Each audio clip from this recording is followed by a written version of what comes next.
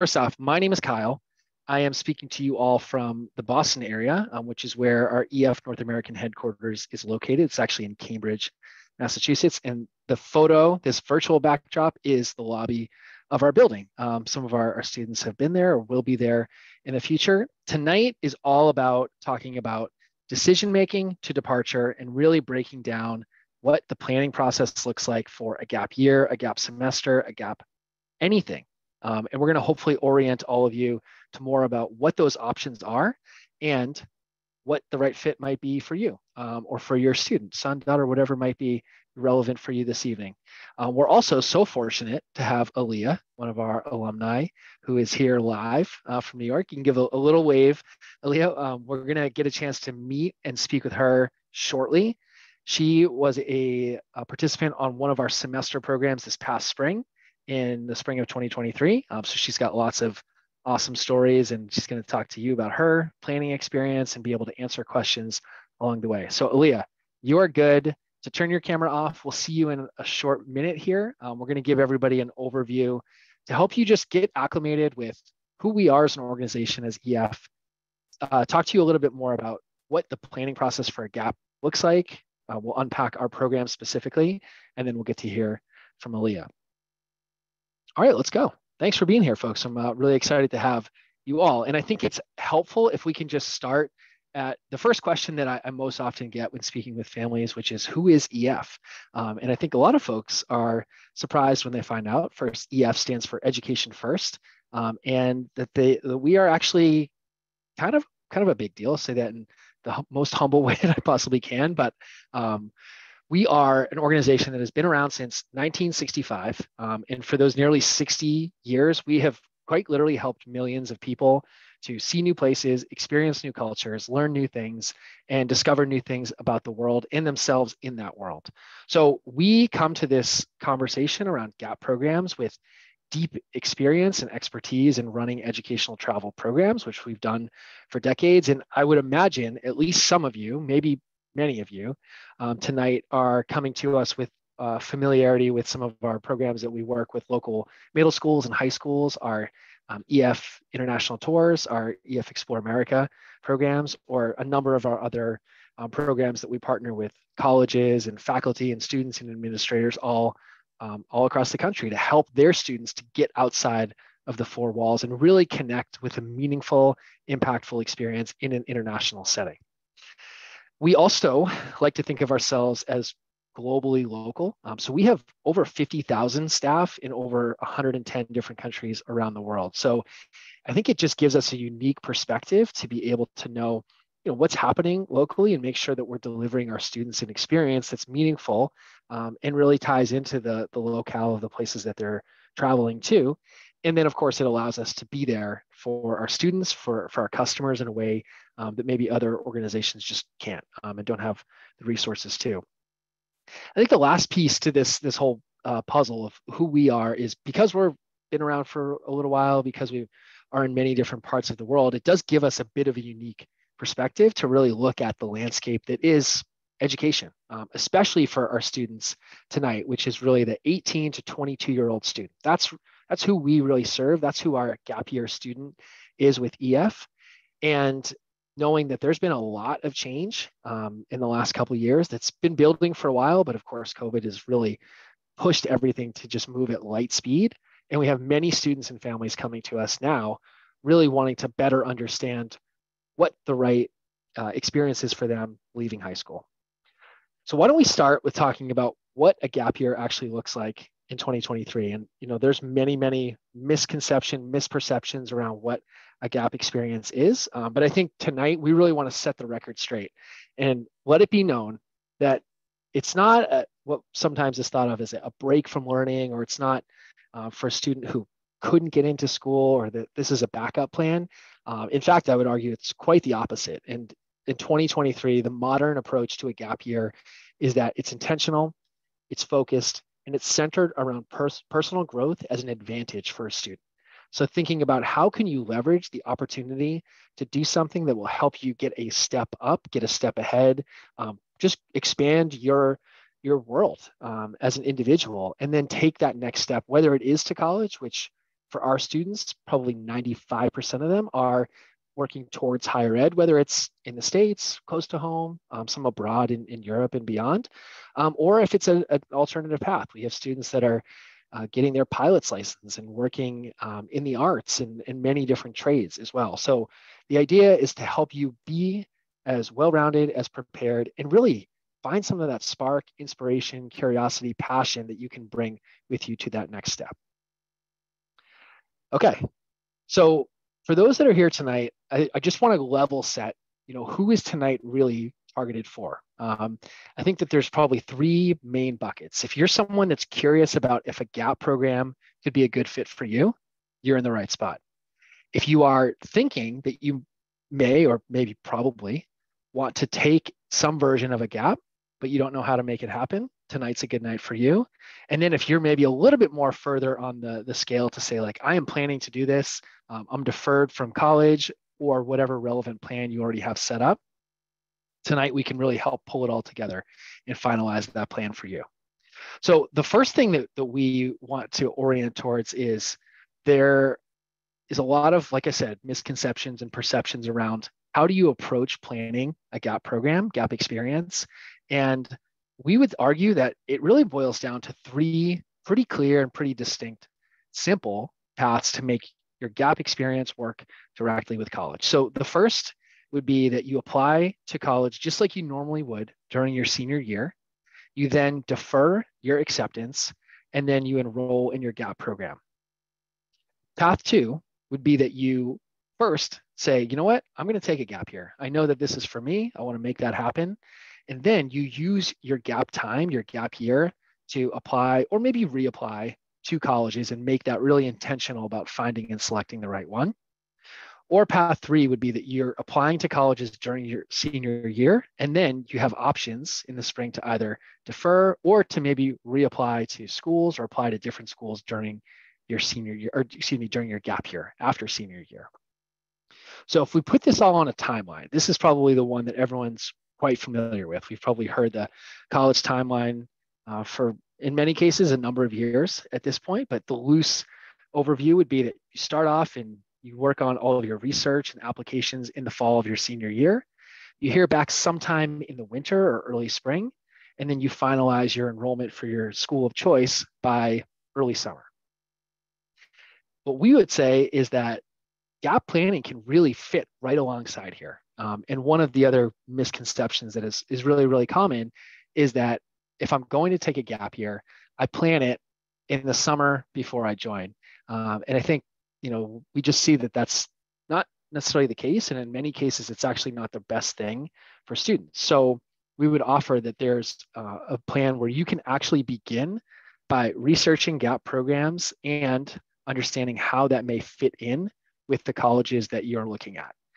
Getting ahead of your planning and allowing you to be proactive and intentional puts you in the driver's seat. It means that you don't have to just take what's available or rush at the last minute to try to scramble for some version of a gap. And I think for a lot of families, it's a chance to explore this when you have time to actually process, digest, discuss as a family and decide, do we even want a gap experience on the list of options for the year ahead? Then that typically leads into working with someone on our team, which we call our gap year consultants, all of our folks that work directly with students and families on that planning process. And then similar to your college timeline, you can decide on your college and defer your enrollment. We're going to come back to deferment in a little while just to unpack and make sure that that's really clear for everybody. When it comes to what type of students take a gap year, there's a lot of different reasons that can bring folks here, but this is a chart that was actually done in partnership with the Gap Year Association to pull a number of different gap students, not solely with EF programs, but really all across a wide spectrum to understand, why did you take a gap year? And you'll see some of the common themes here, just like we mentioned early on, really do center around personal growth, personal experience, but also some of them just might be learning in a way that isn't inherent in what the university setting looks like, right? So it might be learning a new language by actually living there, speaking it, volunteering in a new place, studying in a new location, right? Getting outside of, as I said earlier, the traditional four walls of the classroom. And I just wanted to also highlight that one of the cool parts about anyone who's here tonight or anyone who's considering GAP as an option is you are exactly in the same spot as all the students on this page. These are all photos of some of our alumni students and a variety of really cool places I see right off the bat: Venice, Costa Rica, New Zealand, Peru, Sevilla, and probably a few other that I might need to look a little bit closer. But all of our students, before they went abroad and really started this journey, started here. They started by saying, hey, is this something that actually might be a good fit for me? What are my goals when I come out of high school, when I take that next step? Like, what do I want to learn? What do I want to be prepared for? And what helps me get there? So I think as we start thinking about planning, I just want to offer the spotlight on this intentionality around considering your goals for the year ahead and knowing that many of our other students, including Aaliyah, who's here tonight, have been in a very similar position to you. So, a lot of our work is working with prospective students, getting them to hear and maybe and sometimes talk directly with some of our alumni to help them work on that process. Speaking of process, the way that we work is if you are someone that is wanting to explore this option, you connect with our team. We run a face-to-face, real-life, in-person program, and we really think that it's important that you connect directly with a human on our team. We want to get to know you. We want to understand your goals. We want to understand what's unique to your situation. And working with a lot of families, we know that there's a lot of unique pieces to plans and what schools you're considering and timelines and family dynamics and all those things that come with this. So we want to get to know you and then just be able to present options so that you can ultimately make the best decision around what's right for you with your family. When we think of options, this next section here, I'm going to take us through and just spotlight the programs that we offer. And the easiest way to break those down is that there's 3 different categories of styles or types of programs that we run. So the first would be short-term programs, which is a month in length. We offer semester programs, which is more of a typical semester, around 10 weeks in length. And then we also have what's called our capstone, our main offering, our full gap year. Our short-term programs, like I said, 4 weeks, and they all contain a combination of orientation, a single subject cohort-based experience, so you're always with other students with you, and then closing with a wrap-up together with that group. Some of our standout programs here are centered around exposing students to a number of different cities and cultures across Europe in European discovery. We have students that just wrapped up a few weeks ago studying at the Hult International Business School in London, working with their undergrad professors there and going through a project where they ultimately presented to a major corporation their business case study challenge together as a group and really getting some of those fundamentals around business. And then we also have programs that are centered around working with local nonprofits and NGOs in a hands-on way through sustainable development in Costa Rica. Next category here is going to take some of the similar themes that exist in a short-term program and really expand on them. And of course, with that added time, allows more of an opportunity to dive a bit deeper here. So currently we have 5 different semester programs that we offer. The Explorer top left is what Aaliyah did. So you'll hear about her experience there, which combined time with 2 weeks in Europe for travel at the beginning, a month of language immersion, a month of service work in Thailand, and then wrapping up from there. The Entrepreneur is a really unique program focused specifically on a 2-month internship in Stockholm, Sweden, where we, as an organization, have some pretty deep roots, and we're setting students up to live and work like a young professional in that city. The Pathfinder could be our most popular and probably hardest program to get on at the moment, but it's centered around exposing students to a number of different themes and locations across Europe. So we're going to spend time in Iceland, the UK, France, Germany, Switzerland, Italy, and really dive deep into what the themes and the central themes are in those countries. Voyager brings us through Australia, New Zealand, Thailand, and Japan. I know, it's pretty cool. And then Changemaker, on a similar whirlwind, is really focused on Central and South America with the heightened focus on sustainability and hands-on projects that are diving a little bit deeper into environmentalism. Okay, final category here would be our full gap year. So if you have the time and the capacity to really dive into a full year, the year is meant to challenge you, push you, and give you the most exposure and opportunity to really everything that we do. So you'll have the chance to travel. You will live locally in a city where we have one of our EF language schools. You'll take language classes and learn a language while you're there. You will work on a service project in one of our 4 service learning countries like Peru, Costa Rica, Dominican Republic, and Thailand. And then in the spring, after you travel to Australia and New Zealand, you'll jump into a 2-month internship in Stockholm, Sweden, like I mentioned earlier.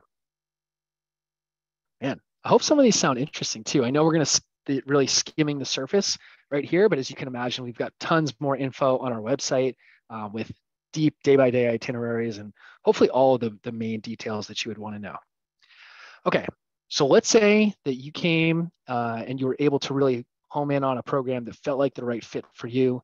If we bring it back to our planning timeline, this is where it starts to make sense to think about deferring. So maybe you're a student that got into your first choice or second choice or whatever choice school you're into. You know that you want to be able to do a gap program. You are then able to defer your acceptance, meaning you're going to postpone your enrollment, typically 1 year, and start in college a semester sometimes, but most of the time 1 year later. Now, excuse me, I think we get a lot of questions around how do we approach the deferral process. And in general, it's surprisingly easy. It really looks like being able to go to your selected university, and most of the time, it's going to be submitting 1 or maybe 2 forms, oftentimes in your student portal, to outline what your plans are on your gap time. Then they'll approve it, and then you're able to move forward with your deferral intact. And then your college is set up, your gap plans are set up as well. We also know that it can be a little bit anxiety inducing to make a gap plan and not have your deferral ironed out. We, as I mentioned, work with many, many universities across the US, and we see how supportive they are of gap students, especially when they know that this is a chance for them to develop more independence, more confidence, come to campus more ready to get the most of their time. So for students that are joining us as seniors or rising seniors right now, we do offer a deferral guarantee that just means that you can enroll on a program with us and know that if for some reason your selected university didn't offer you a deferral, that we would offer you a refund. We've basically never run into this, and we've seen, again, how supportive universities are, but this would be a great thing to discuss specifically with your gap year consultant around what that might look like for you. Okay, just a couple more like kind of closing thoughts here before we get to hear more from Aaliyah.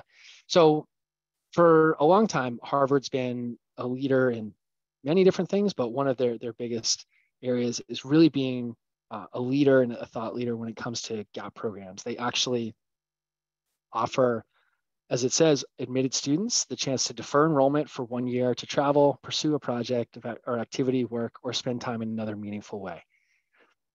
So we just want to see, we think about how universities perceive this type of experience, and they've actually been offering this for decades at this point. I also want to share one story here, which is about a different alumni named Diego. And I think his story was really unique because, as he says in his quotes, so through different service projects, I realized that fashion is my career and what I want to do. And taking a gap year with EF helped me to get into my dream school, Parsons School of Design, after getting rejected the first time around. So Diego used his gap year to reapply, got into his top choice, and he's off to the races at school the last couple of years, actually getting close to graduation here before too long. So we know there's many other stories like this, and maybe there's going to be more coming from some of you after tonight. Okay, Aaliyah, thank you so much for bearing with me, and thanks everybody for letting us get through these first opening slides. So Aaliyah, I'd love to have you come back and you can turn your camera on and be able to join us. Can you just start off and share with everybody, where are you from, and what was the program that you did with us this past spring? Yeah, hello, did it cut? Hi, I'm Aaliyah. I'm from New York, and I did the Explorer program, which means I spent the first 2 weeks in Europe, going to London, Paris, Barcelona, and Amsterdam.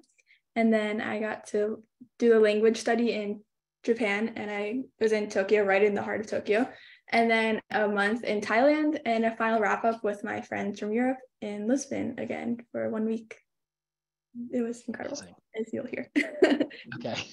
All right. Lots of good things to get to there, Aaliyah. But I think the first thing, especially knowing tonight, is focused a little bit more on decision making and planning. Can we start with understanding how you approached planning and thinking about a gap year? And I'm actually going to shut this slide off so we can hear and see directly from you. But when did you decide that you wanted to take a gap year? Yeah, so I actually decided maybe middle school. I heard about this idea once. I don't remember how. I was 10, 12.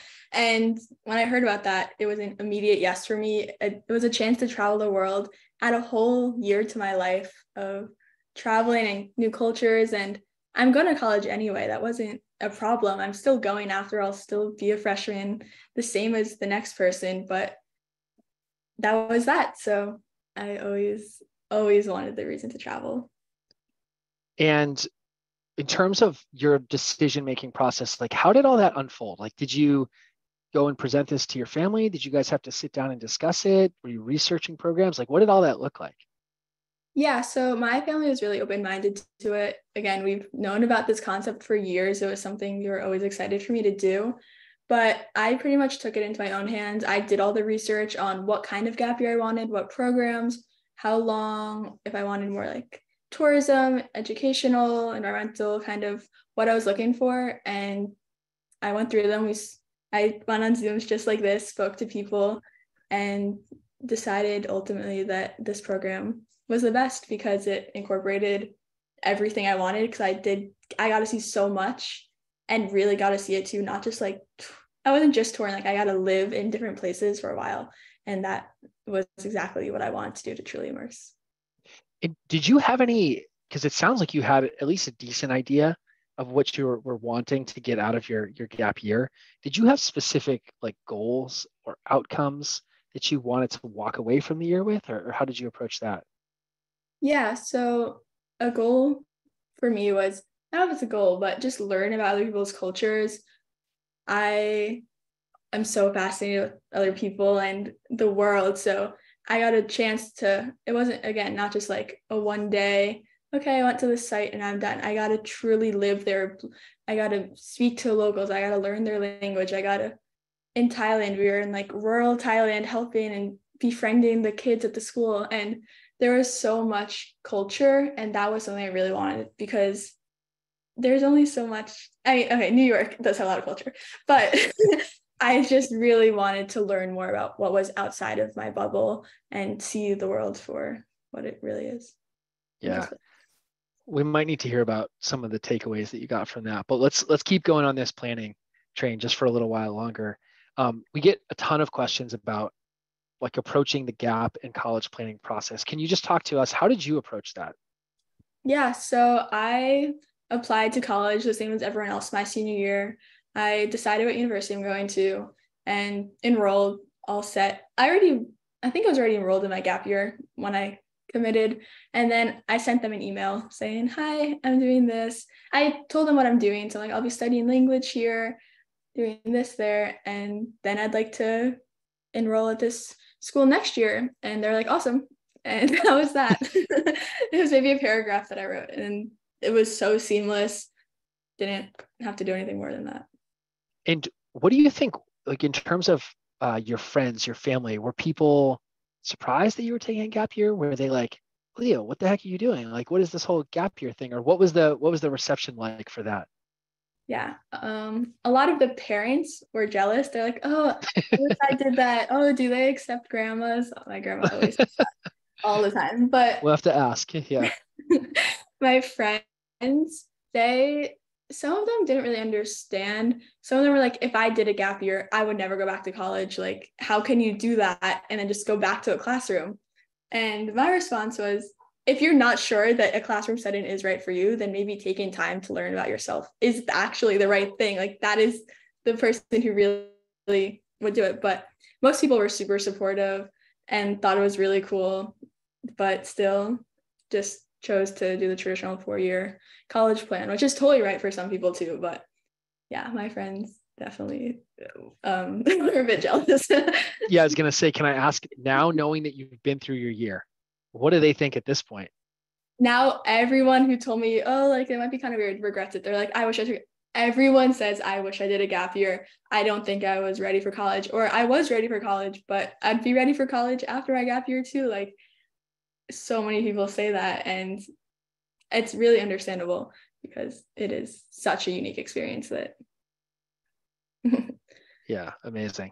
All right, let's transition into like the next category for to hear from you, which is what was it like, right? So can you just remind us really quick, and maybe you can unpack your spring a little bit more to explain, because I think you touched on the locations, but maybe you could just dive a little bit deeper and talk about your first 2 weeks of travel, then what it was like studying the language, and then what it was like during service, and like maybe give a sense of, someone asked a great question, like a day in the life on those different parts. Yeah.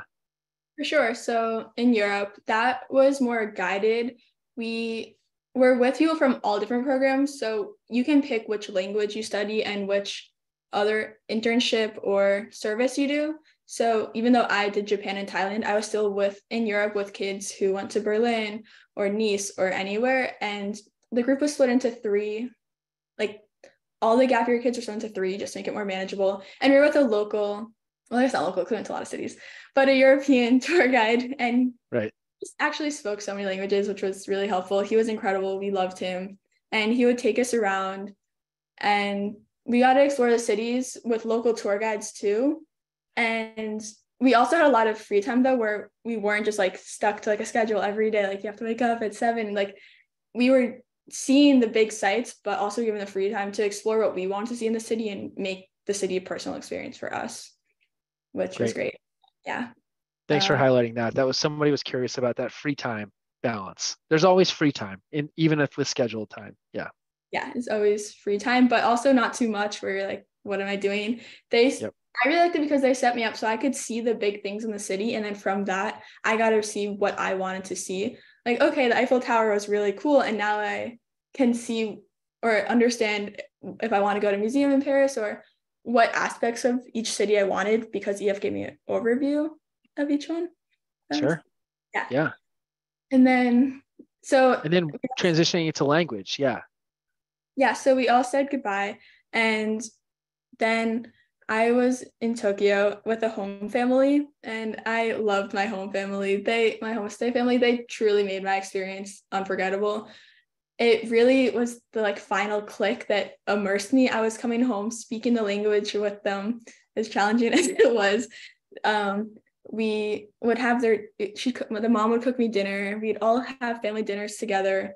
They would help me plan if I was going to go away for a weekend trip. They would help me, or I got to meet their family. And coming home, not to just a hotel room every night, truly was so great. I got to learn about so many small aspects of culture you wouldn't get just from touring. And also the language school was great. How it worked was you'll either have classes in the morning or afternoon, and it changes. So it's not like I'm in Japan but staring at a chalkboard for 8 hours a day. I had the few hours of classes, and you can pick which classes you do too. There are some custom fun ones, like there's an anime one, or just the kanji, which is like the Chinese character one. So it was specialized and fun. So it's not just grammar. And then because it was only half a day, not even sometimes, I then was free to explore Tokyo with my friends. And in the language schools, it's not just EF gap year. It's an EF language school. So I was meeting people my age that were also from Europe, from South America, which was an extra cool part I wasn't expecting. And I still speak to my host family to this day. We text all the time. I love Japanese so much now. I might minor in it in college, and I have a tutor that I meet with like twice a week. It was super exciting. Yeah, you know what? We asked you touched on the school itself. Did you ever do any, like sometimes there's weekend trips and activities, and did you ever do anything like that? Yes. I didn't do any weekend trips, but I definitely did some activities. Even the first day, they take everyone to like the main part of the city. They show us where to go. They walk us around. They help us with questions. And then, it was so long ago. I forget what other activities, but there were definitely like There's things to do though. There's so many things to do. Sometimes they're in EF, it's like ping pong tournament, or sometimes it's karaoke, but then also sometimes it's like a day hike on Saturday. And even once or twice, they had local Japanese kids for like a language exchange, and we got to meet Japanese kids our age, and I think they call it like prom or something, but that was so cool because again, just the immersion and actually interacting with the culture was so important to me. Yeah, it's amazing. How old would you say the folks that were on the gap year program with you were? Like around your age, or what do you think? On the language school or on like Just in the whole semester with you, like they were in Europe and yeah, Thailand. all my age, a lot of people were transitioning between high school and college, but also some kids took a semester off from college randomly. A few people graduated college and this was their gap year between college and grad school, but I would say the majority was definitely high school to college age kids. Yeah. And just so everybody knows, kind of our policy is 18 to 22 is the eligibility to do our program. Awesome. Yeah. All right, Aaliyah, can we hear about Thailand? Yes. Okay. So then in Japan, we didn't. At the language school, you don't have a local tour guide because you have the teachers. But in Thailand, and I'm assuming the other service modules, we had a local tour guide. Yeah, who was with us the whole time. So he spoke the language, which was very helpful because I don't know Thai. And he would come around with us, and we got to travel all over the country. We weren't just in one city. We were taking planes like around. We took a train. It was to like the north of Thailand in the forest. We were in the beaches. We were on rural villages. And we got, again, this was really, really immersive because we got like 1 week we lived at a camp, I want to say, where we helped at a school and built a garden and mushroom houses to feed the school because it was in rural Thailand. So, and again, we got to see the city. It was the perfect balance of touring. We got to see temples. We got to see the city, Bangkok, all the big things. We got to have beach days where we did nothing but just sit at the beach and read our books. But also we got to give to the community, which felt really good. And it wasn't just giving, we got to learn too. So service learning, I think is the term that we use. We learned what we were doing and why we were doing this and what it was actually doing, which was important. And what would you say? We had a question about some of the practicalities, like living together. You're staying with the same group, but sometimes you're in hotels and maybe dorms. Is that right? Or how would you describe that? Yeah, so this is actually a fun part because now my friends from Europe, I got to see again. Some of them were in Thailand. Yeah. So we lived in hotels. It was typically just one roommate. So the hotels are also great, great locations always. And yeah, all the hotels. There was the 1 week in Thailand where we lived. Yeah, I want to say it was a camp. I don't really know how to describe it, but it was pretty much a camp and there were bunk beds and stuff. But again, there was 3 of us in a room and that was that. All the accommodations were super great and safe. I felt really comfortable walking there, especially even if it was night, I was totally comfortable. Yeah, and always with your group of some sort, right? Yeah. Do you think that there was a moment on the entire semester, whether it's the beginning, middle, end, like wherever it was, that things like really started to click for you? Because you not only were away for a while, these are like some places that are not that close to home, right? These are new cultures, different language barriers. There's a lot to adjust to. Like, where did things really start to click for you? Yeah, it's different clicking because, for example, in Europe, I would say Japan because that's when I really had a routine. In Europe, you're switching between cultures, a new city every few days. You can never fully settle in. But with the programs, and same with in Thailand, after a week or so, I started, even in Thailand, like I started recognizing my favorite foods at the restaurants and all the stuff I've never heard of. And I was like, oh, I understand some of this more now. And I have a routine. I know how to get home. That was when I felt like, okay, this can be my home, even just for a month. Like, this is my place. Sounds really cool. It feels like a cool feeling to have. Yeah. And what would you say it was like meeting everybody else, like in terms of like making friends and nobody knows each other at the beginning. That's got to be a little bit stressful. I don't know. What was that like? Yeah, it was incredible. And as you can see from the chat, whenever introduce themselves, where they're from, already before you even step out into the world, into Europe, into whatever city you're in, the people on EF, even though they're all from America, come from such different backgrounds. Just speaking to my people on the in the group the first day, I already was learning so much about other cultures and people and lives. And it attracts someone who wants to travel and learn and see the world, which is the kind of people that I like speaking to, and same with them. So again, we really just all were like, let's do it, let's go, let's see everything that we can. And just great people to be around because they're determined to take this step and go against the grain, which is something you can't say no to. Like, Yeah. And it's maybe hard to find too in other parts of life. So as you get prepped to go to school, do you have plans to maybe see people in this coming year, or other Yeah, travel plans with anybody, or what do you think? I've had a few of my friends come visit me already, which has been Awesome. great. Yeah, it's been so great. Unfortunately, I'm going to live in rural Vermont, so I don't Right. know how many people are gonna make the trek out there, but I talk to my friends every day. I love them. And Cool. it's nice knowing that now when I do travel again, even just in America, like I can see people now all over, and it's not just my friends from high school or whatever. Like I know people all over, which is really Yeah, cool. that's amazing. So you had a unique year because you did, and actually, I think if you wanted to just touch, you did some other things in the fall and other parts of your year. How would you describe like your year as a whole? Yeah, so I have a really late birthday, so I was still 17, so I couldn't do EF in the fall or a full gap year. So my first semester, the fall semester, I lived in Israel and I had an internship there and got to travel around the Middle East a bit, which was really, really interesting. And then I was home for a few weeks before EF, went to EF, came home, and then actually I traveled a bit with my family afterwards because I was ready all the way over there. Yeah. And then I did a final program in Maine, which was just 3 weeks, and it was a really reflective philosophy-based program. I don't really know how to explain it that well. Yeah. And yeah, philosophy summer camp for gap year kids is maybe how I would try. Cool. And that was great because then I got to reflect on everything that happened at EF and all the places I saw because you're moving so fast on EF in the best way. Like you're seeing as much as you can in the time given, but being able to just go to the woods without my phone and relax was a great way to get ready before college and realize who I am now and how I've grown and all that.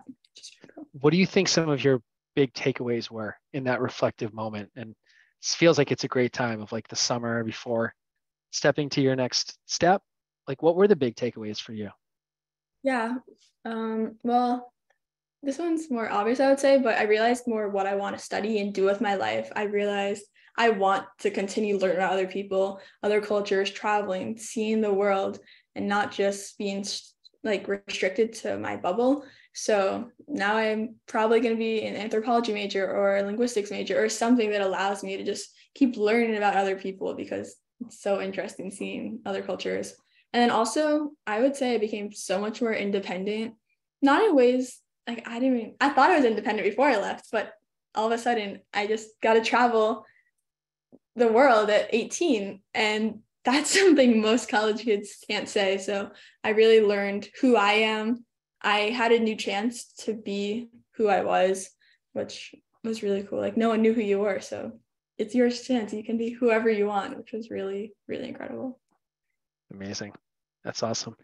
Um, do you think that, so we've got folks here tonight from a lot of different backgrounds and at different points in their planning or thinking about gap.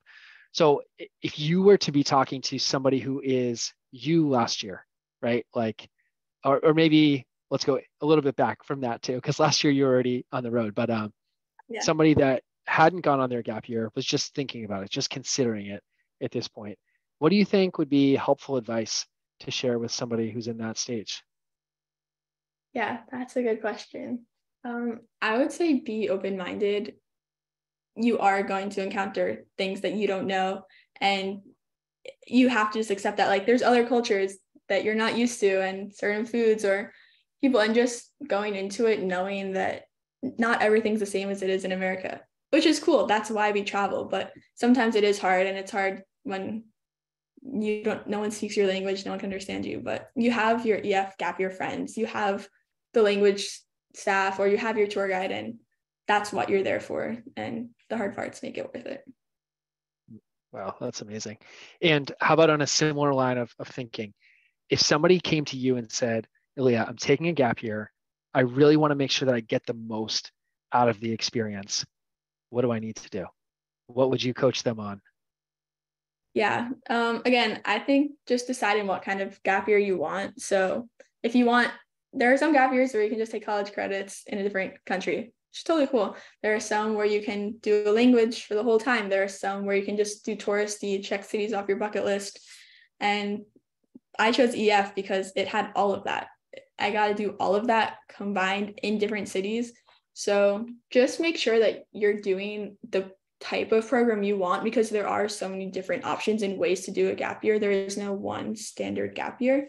So making sure that you're taking your own interest to mind, because you can travel anywhere, but it's how you travel is more what it is. Say no more. Fantastic. Thank you so much for emphasizing the goal setting piece to this, right? Like, it's a big deal. Think about your goals, be intentional, like have the discussions, right? Talk with your family, talk with your friends. It sounds like you were able to go through different iterations of that in your planning, and then while you're on your gap year, right? Is that fair to say? Yeah, fantastic. Okay, Leah, is there anything that we missed tonight? Any stories that you needed to share? Any last tips that we needed to give to anybody who's thinking about this? I would say do it. All my friends, they're like, I wish I did it. Everyone just, I mean, you can't say no to this kind of opportunity. I understand that you actually can say no, but it's just, if it is something to think about, just take the risk. It's something that you'll never be able to do again. It's so incredible. I wish I could do it again. I know you'll find the next thing. Now you'll find the next opportunity ahead of you. I will. Can we just go? We had one more good tactical question in here, which, yeah. So Emma just threw an answer. Average is you're with about 30 people in the beginning in Europe, right? And then it's maybe a bit smaller in Tokyo. You could just talk about like how many students generally you're with. Sure. So I think there were maybe 90 or 100 total gap year kids. And then, as I said before, in Europe, they split us just like randomly into 3 different groups with 3 tour guides. That way, there's not 90 people on the same bus or whatever. Yeah. And you got to know those people well. And then everyone goes off to wherever they want. So I believe there were 7 of us in Tokyo. And then in Thailand, again, there was maybe 20 people around. So you really got to know everyone, which was really great too. The group was big enough where there were a lot of different people, but not too big where you didn't, like, I was able to have conversations with every single person and really get to know everyone. And then we went back to Lisbon for the final week with our original Europe groups, but now we also knew the people in our other, like the people in Thailand weren't only in my group in Europe. So I got to know a lot more of the program, and then I got to meet their friends. So there's a lot of people, but it's not an overwhelming amount where they're just throwing 100 random faces at you. They make it personal, and yeah.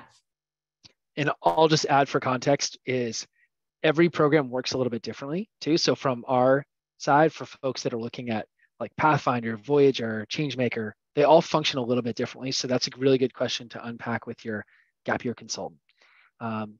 So Leah, you've been fantastic. Thank you so much for just volunteering and giving your time to be able to jump on here late in the evening and be able to share stories and your experience. As we close tonight, hopefully everybody who was able to join got some really useful, important info. And our goal is that this can be the opening to a conversation. If anything struck a chord or resonated with you tonight, like I mentioned earlier, the best possible thing would be to speak with your gap year consultant. You should have an email from them. If you just connected with us in the last day or two, you can expect to hear from them tomorrow. And if you're open to connecting, we can find some time for them to get a call set up or a conversation set up. And again, we're really going to start with discussing goals, helping you understand more of the specifics for what we do and be able to make the best decision for yourself in the end. Aaliyah, I hope that you can join us again soon. Really, really appreciate your help tonight. Also, shout out to Emma Herrick, who's been helping coordinate all of this and on the keys and on the chat tonight. Thank you so much. And thanks everybody for joining. We will send you guys off into the night. Hopefully lots to think about and talk about, and hopefully get to talk to you all soon. See you guys. Thank you so much.